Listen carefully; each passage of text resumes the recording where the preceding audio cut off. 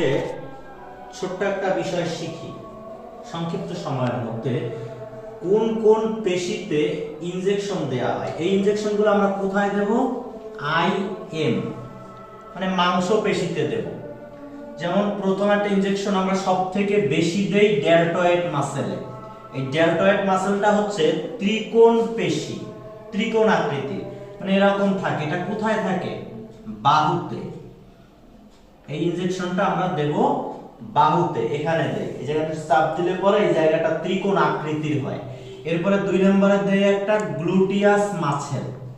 এই gluteus muscle এটা হচ্ছে নিতম্বের পেশি, যেটা পাছার মাংসে দেয়া হয়, এই দিকে পিছনের দিকে দেয়া হয় এটা।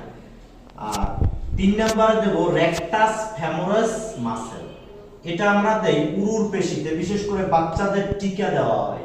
এই যে পায়ের রানের যে মাংসপেশি, এই 3টে জায়গায় মাংসপেশির ইনজেকশন দেওয়া হয়।